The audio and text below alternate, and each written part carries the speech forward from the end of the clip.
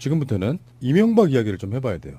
두 가지를 이야기할 텐데 일단 이명박 이야기를 하려면 첫 번째 이명박 아들 이시영. 이시영에 대해서는 우리가 또 몇 년 전에 좀 상당히 대차게 여러 번 까한 적이 있죠. 여기는 또 김무성 사위와 연관이 있습니다. 김무성 사위가 마약 사건이 있었을 때 이시영도 연관이 있었다라고 우리가 수차례 방송한 적이 있어요.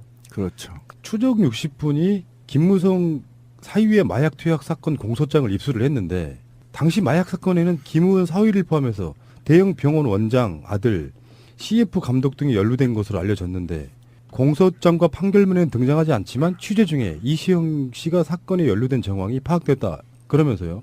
제작진이 입수한 김무원 사위 공소장에는 자택 압수수색에서 발견된 17개의 주사기와 관련된 혐의가 포함되지 않은 것으로 알려졌다는 거예요. 이게 무슨 소리냐면은 거기에 참석했을 것으로 예상되는 사람 중에 하나가 이시영이 있었던 거예요. 그렇다 보니까 검찰이 공소장에서 누군가에 의한 압력에 의해서 이시영과 연관돼 있을 만한 부분을 빼버렸다는 뜻이에요. 우리한테 알려지기로는 거기서 발견됐잖아요. 근데 공소장에는 집에서 이러이러한 것이 발견됐다는 것이 사라져버린 상태인 거죠. 이게 핵심이에요. 주사기 3개에서 DNA, 남녀의 DNA가 발견됐다. 이게 이제 핵심 키워드인데 이 중에 이시영과 김무성 사이 앤드 우리가 그때 얘기했던 게 딸도 검사해봐야 된다. 이 얘기거든요. 그 다음에 이제 병원장 아들, 유명 병원장 아들 등 이렇게 되어 있는. 뭐 실명 다 나왔는데요. 뭐 말씀드리자면 네. MB의 아들 이시영이고요. 그렇죠. 김무성 사위 이상균이고요. 미즈메디 노성훈 병원장 아들 노영호고요. 최태민 손자 서현덕이고요. 그렇죠. 여자 가수는 범키 가수 K라고 나오고요. 그다음에 CF 감독 배성진이라고 나오네요. 그렇죠. 그리고 탤런트는 이태임이라고 나오네요. 자, 그런데 여기에서 지금 실형을 받은 사람은 한 명이죠.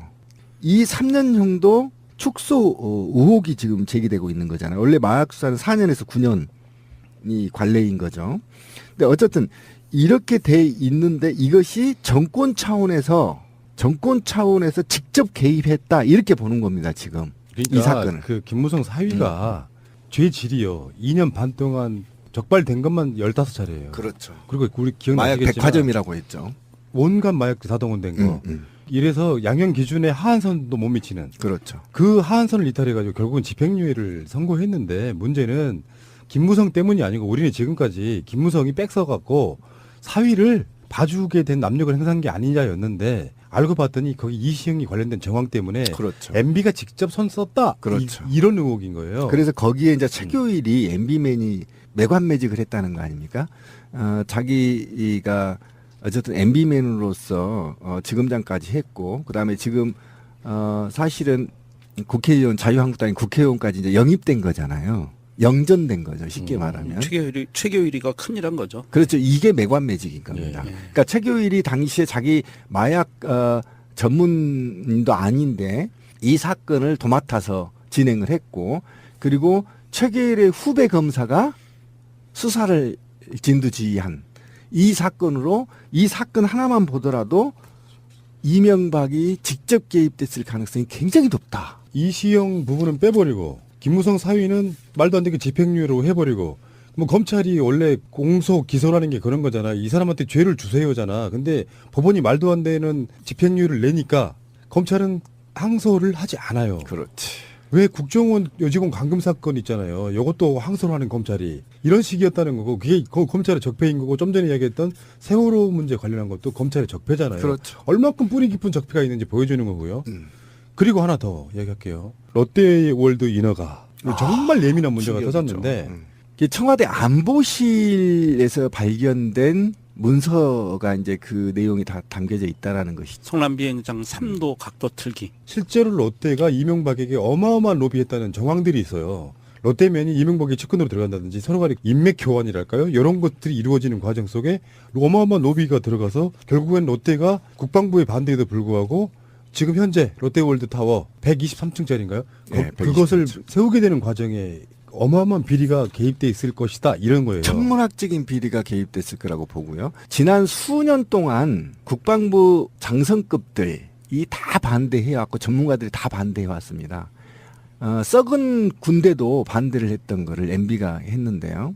저는 이게 아까 우리 권 PD가 얘기했는데 이게 돌이킬 수는 없는 거다 이렇게 얘기했는데요. 저는 이 123층을 허물어야 된다고 생각합니다. 준엄함을 공권력이 얼마나 중요한지 보여. 허물고 이 관련자 모두 다 처벌해야 된다. 상징적으로 한번 이 적폐로 쌓아 올린 이 적폐의 탑 롯데 123층을 허물면 그거 철거하면서도 일자리 창출할 수 있다. 에이. 아, 이거 신비의 주장이에요. 예. 그러면서 국가의 공권력의 준엄함을 한번 보여야 된다. 저는 이렇게 생각합니다. 원칙적으로는 찬성인데 현실적으로 가능할까 싶다. 아. 그 부분은 일자리 10만 개 창출 가능합니다. 신동빈이가 잘못했으니까 봐주세요. 우리 국가에 헌납한다면 모를까. 쉽지 않은 얘기고요. 근데 사실 이 사건에 이 비리 열개는 나왔어요. 근데 이게 관련된 자료가 1000페이지가 넘는데요. 이걸 지금 검토하고 있는데 좀 깨놓고 우리들 식으로 이야기하면 이런 거예요. 이명박은 롯데로부터 우리의 상상하기엔 어마어마한 커미션을 받았을 가능성이 있잖아요. 그냥 해주는 법이 어디서 우리 몇 년 전에 방송에도 그런 이야기 했어. 이명박이 그냥 해줄 리는 없잖아요. 법을 어겨가면서까지. 그런데 그거를 이명박이 결정해서 결국에는 군사 비행장을 불편하게 만드는 국가 세금은 훨씬 더 쓰여지게 만들면서 개인 롯데에게는 어마어마한 이익을 줬는데 그 사이에 존재하는 커미션이 얼마일까인 거지. 어마어마하죠. 그리고 지금도 이제 3도 틀었다고 해서 안전한 게 아니에요. 비상시 때 굉장히 위험한 방해물로 롯데가 돼 있고 그 다음에 제가 염려한 거는요. 왜 롯데월드 제2롯데월드 청사라고 해야 되나? 롯데월드 건물을 부셔야 된다고 생각하냐면 이런 엄청난 특혜나 로비로 비용을 많이 썼을 거고 저는 부실공사라고 우려하는 겁니다. 부실공사를. 부실공사가 우려되면요. 건축의 안정성의 문제가 계속 대두되고 있지 않습니까? 인근 지하수 문제도 생기고요. 이런 문제로 인해서 더 많은 희생자가 발생할 수 있다고 보는 거예요. 그래서 이것과 관련해서는 정말 굉장히 섬세하게 수사를 해야 된다. 그리고 이 인허가 과정에서 온갖 특혜와 그다음에 우리가 지금 거론되지 않고 있는 건교부 산하교죠. 이게 지금 인허가 문제가 건교부가 얼마만큼 특혜를 줬고 얼마나 감시 감독을 제대로 했는지까지 정확하게 분석이 돼야 된다. 수사가 돼야 된다. 그렇지 않을 경우에 제3의 피해자가 발생할 가능성이 굉장히 높아서 이 사건은 단지 MB 정부의 부정부패를 넘어야 되는 거예요. 안정성까지 수사가 완료돼야만 국민들이 인정하게 될 거다. 자기들이 정당하게 어떤 입찰을 따낸다거나 이렇게 돼야 되잖아요. 정권 핵심 또는 대통령 이런 사람들과 연계를 지어가지고 뭔가를 따내는 방식으로 지금까지 해왔던 거. 이것도 이제 일종의 적폐 중에 엄청난 적폐인데 사실 적폐의 시작은 이명박이고요.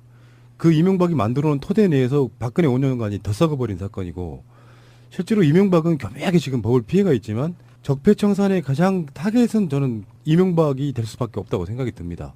그래서 이명박 쪽에서는 계속 언론 플레이하고 있거든요. 이건 정치 보복이다 이런 식으로 얘기하고 있고 국민들 마음속에는 5년 동안 박근혜가 이명박을 어떻게 수사할까 했는데 결국은 못한 상태로 끝났거든요. 이명박은 생명이 좀 연장된 측면이 있지만 제가 봤을 땐 그래요. 국민들한테 이명박을 어떤 식으로든 단죄하지 않으면 개혁이 안 됐다고 생각할 거예요. 근데 하늘이 덮고 있다고 그러잖아. 문재인 대통령은 이상하게 그런 문건들이 속속 나와. 마치 짠 듯이. 그 문건 있잖아요. 제가 좀 할 얘기가 있는데 공무원이 임기가 끝나면 문건 캐비넷 다 비우거든요. 그렇잖아요. 다 비워요. 제가 우리 방송에서 수차례 얘기했죠. 비리 공무원은 감각적으로 서류를 잘라야 돼. 네? 20개가 넘는 파쇄기를 전부 다 그것도 혈세로 사가지고 들어갔단 말이에요. 다 잘랐는데 천사가 하늘에서 내려와서 우렁각시도 아니고. 예, 아니 진짜요. 천사가 내려와서 기록물 보관소에 가서 복사해서 쫙 갖다 놓으셨잖아요. 이건 정말 하늘이 도운 대통령이에요. 그죠? 제가 다시 한번 환기시키면서 이 롯데월드 타워 이 부분에 대해서 진행 과정을 좀 한번 잠깐만 복귀해드리면 노무현 대통령 때 성남공항의 안전을 확보하려면 동편활주로 각도를 7도 정도를 틀어야 하고 이를 위해서 1조 2천억 정도의 비용이 들 거라고 롯데월드 타워에 관련돼서 7도를 틀고 1조 2천억의 비용이 들 거다라고 추산하고 건물 높이를 50층으로 제한을 했었어요.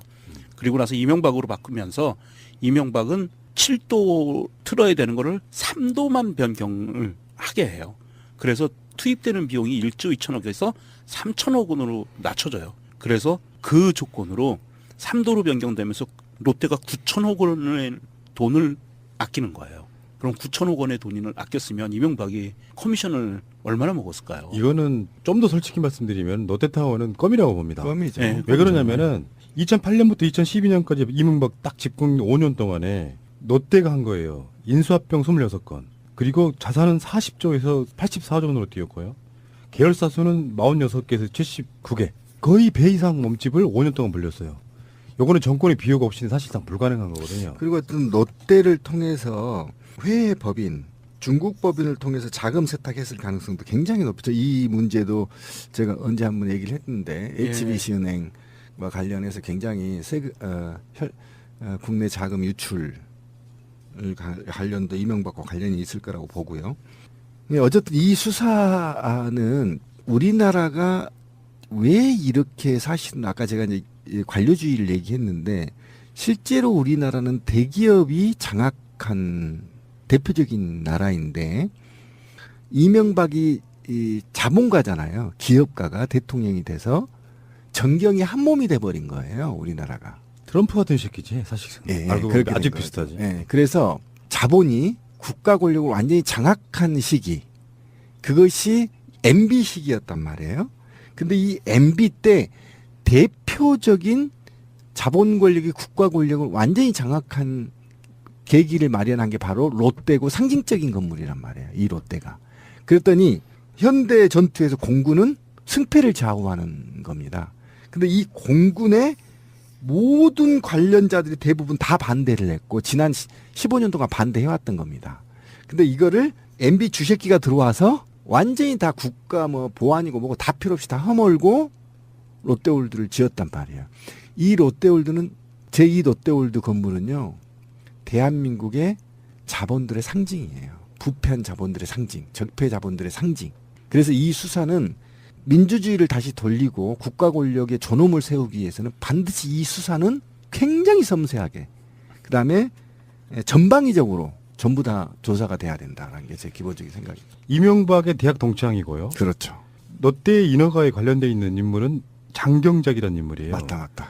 그때 지금 이제 기억나요. 네. 방송을 한 이야기 있는데 롯데호텔 사장 뭐 이런 거 지내고 그러면서 이명박과 굉장히 밀접한 연결고리가 지금 장경작인데 지금 이 사건에도 장경작이 연루돼 있을 거라고 보고 누가 봐도 특혜면 그게 또 이런 식으로 이제 정치형이 이렇게 이야기를 하겠지만 불법성이 분명히 있을 것 같고 요거 롯데에게 이명박이 무엇을 어떻게 취했는지에 대한 그 부분을 파게 되면 제대로만 파면요 이명박은 구속시키는 게 맞습니다. 박근혜와 이명박이 감옥에 들어가 주는 것이 가장 상징적으로 적폐청산이다. 아니에요. 그게 바로 우리 곰피디의 적폐입니다. MB는요 강화문에서 돌로 쳐 죽여야 돼. 그만해. 왜 그러냐면 아닙니다. 지금 법과 원칙으로 해야지. MB는 지금 이 새끼 최근에 그 얼굴 보니까 개고기 많이 처먹어서 얼굴이 기름기 막 흐르던데 이 MB만큼은 상징적으로 공개처형해야 됩니다. 왜 그러냐면 MB가 부정선거로 박근혜를 만들었고요. 박근혜를 만들었던 게 우리 방송에서 얘기한 게 사실로 드러났잖아요. 국정원이 동원돼서 박근혜를 맡았던 게 MB 사후 퇴임 이후에 안전성 보장 때문에 이 폐륜적인 박근혜를 대통령을 만들었단 말이에요. 이 부정선거로 당선이 됐단 말이에요. 그러면 이 부정선거 하나만으로도 사형감이에요.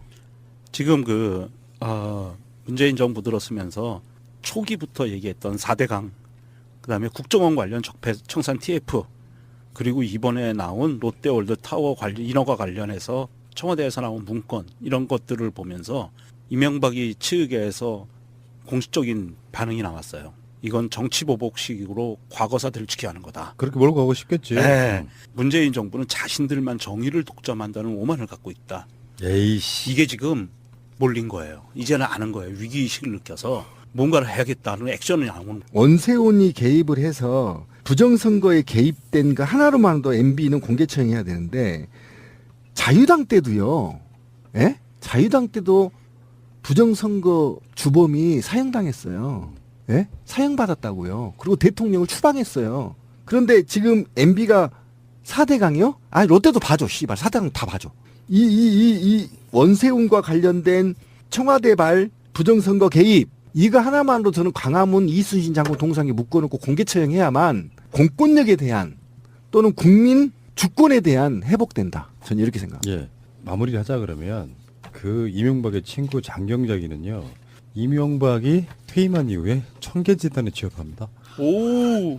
그러니까 그 연결고리가 그렇게 된 게 돼 있는 거고요. 이제 뭐 부정선거 처벌 이런 것들은 법적으로 교묘하게 빠져나갈 부분들이 있어요. 정치 행위 뭐 이런 걸로 해서 뭐 국정원장이 시켰다고 해도 대통령이 시킨 증거가 없다면 처벌하기 좀 힘든데 이런 개인 비리는 오히려 더 장경작을 왜 데리고 왔겠어요. 청계재단으로. 너무나 비리를 잘 알고 있는 사람이기 때문에 자기 휘하에 품으려고 데려갔겠죠. 그러니까 계속 지켜야 되는 거죠. 이게 롯데와의 이명박과의 관계에 있어서 얼마나 많은 돈이 오갔을지는 모르지만 자기들 그걸 숨겼겠지만 분명히 장경작 같은 인물은 조만간 검찰 포트라인에 설 날이 분명히 올 거라고 보는 거예요. 그렇게 돼 있는데 이것이 정권 차원에서 직접 개입했다 이렇게 보는 겁니다. 지금 그러니까 이 사건을. 그 김무성 사위가 죄질이요. 2년 반 동안 적발된 것만 15차례예요. 그렇죠. 그리고 우리 마약 기억나시겠지만 백화점이라고 했죠. 온갖 마약들 다 동원된 거. 이래서 양형 기준에 하한선도 못 미치는 그렇죠. 그 하한선을 이탈해가지고 결국은 집행유예를 선고했는데 문제는 김무성 때문이 아니고 우리는 지금까지 김무성이 빽서갖고 사위를 봐주게 된 압력을 행사한 게 아니냐였는데 알고 봤더니 거기 이시영이 관련된 정황 때문에 그렇죠. MB가 직접 손 썼다. 그렇죠. 이런 의혹인 거예요. 그래서 거기에 이제 최교일이 MB맨이 매관매직을 했다는 거 아닙니까? 자기가 어쨌든 MB맨으로서 지검장까지 했고, 그 다음에 지금 사실은 국회의원, 자유한국당이 국회의원까지 이제 영입된 거잖아요. 영전된 거죠, 쉽게 말하면. 최교일이가 큰일한 거죠. 그렇죠. 이게 매관매직인 겁니다. 예, 예. 그러니까 최교일이 당시에 자기 마약 전문도 아닌데 부분을 빼버렸다는 뜻이에요. 우리한테 알려지기로는 거기서 발견됐잖아요. 근데 공소장에는 집에서 이러이러한 것이 발견됐다는 것이 사라져버린 상태인 거죠. 이게 핵심이에요. 주사기 3개에서 DNA, 남녀의 DNA가 발견됐다. 이게 이제 핵심 키워드인데 이 중에 이시영과 김무성 사이 앤드 우리가 그때 얘기했던 게 딸도 검사해봐야 된다. 이 얘기거든요. 그 다음에 이제 병원장 아들, 유명 병원장 아들 등 이렇게 되어 있는. 뭐 실명 다 나왔는데요. 뭐 말씀드리자면 네. MB의 아들 이시영이고요. 그렇죠. 김무성 사위 이상균이고요. 미즈메디 노성훈 병원장 아들 노영호고요. 최태민 손자 서현덕이고요. 그렇죠. 여자 가수는 범키 가수 K라고 나오고요. 그다음에 CF 감독 배성진이라고 나오네요. 그렇죠. 그리고 탤런트는 이태임이라고 나와요. 자, 그런데 여기에서 지금 실형을 받은 사람은 한 명이죠. 이 3년형도 축소 의혹이 지금 제기되고 있는 거잖아요. 원래 마약 수사는 4년에서 9년이 관례인 거죠. 근데 어쨌든 이렇게 지금부터는 이명박 이야기를 좀 해봐야 돼요. 두 가지를 이야기할 텐데 일단 이명박 이야기를 하려면 첫 번째 이명박 아들 이시영. 이시영에 대해서는 우리가 또 몇 년 전에 좀 상당히 대차게 여러 번 까한 적이 있죠. 여기는 또 김무성 사위와 연관이 있습니다. 김무성 사위가 마약 사건이 있었을 때 이시영도 연관이 있었다라고 우리가 수차례 방송한 적이 있어요.